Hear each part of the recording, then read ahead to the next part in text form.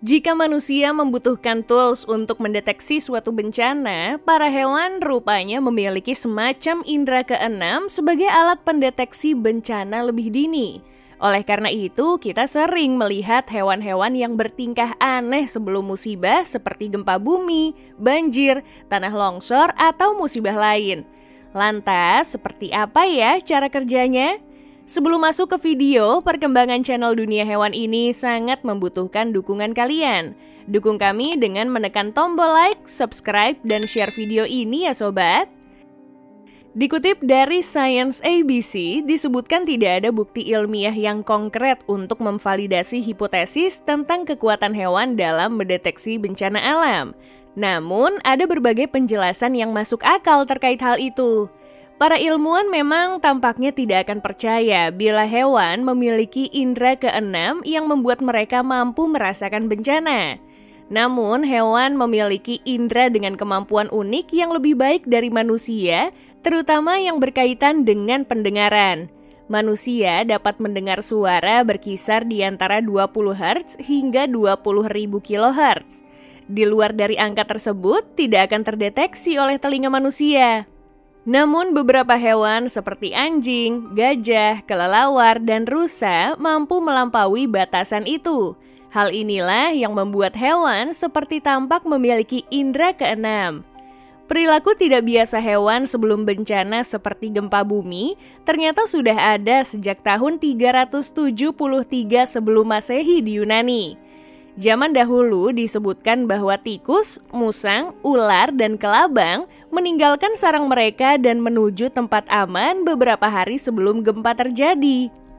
Selain itu, US Geological Survey, US Department of the Interior juga mengeluarkan banyak bukti tentang perilaku aneh hewan dari beberapa minggu hingga beberapa detik sebelum gempa bumi menyerang. Namun, perilaku tersebut ternyata dapat dijelaskan secara ilmiah, terlebih bila terjadi sesaat sebelum terjadinya gempa bumi. Peneliti mengemukakan sesaat sebelum gempa bumi, terdapat titik pusat gempa yang mengalirkan gelombang getaran sebagai gejala awal gempa. Ketika hal itu terjadi, mungkin manusia tidak dapat merasakannya, hingga getaran gempa akhirnya meluas baru terasa oleh manusia. Itu karena gelombang titik pusat gempa hanya bergerak beberapa mil per detik saja. Setelah gelombang pusat tersebut bergerak, getaran yang dihasilkan menjadi lebih kuat sehingga mampu mengguncangkan tanah dengan gerakan memutar. Alasan mengapa hewan lebih dapat mendeteksi gempa bumi lebih dini dikarenakan mereka bergerak cepat dan memiliki ukuran tubuh lebih kecil dari manusia. Berbagai penelitian pun dilakukan untuk memantau contoh perilaku aneh hewan sebelum gempa bumi terjadi. Seperti pada studi peer review Wikelski di tahun 2020. Para peneliti menempelkan tanda elektronik pada sapi, anjing, dan domba di sebuah peternakan di Italia.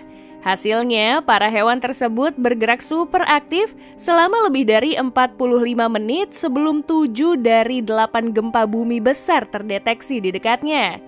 Peneliti ini juga memperlihatkan bahwa hewan mungkin bisa mendeteksi gempa lebih cepat 12 jam sebelum manusia.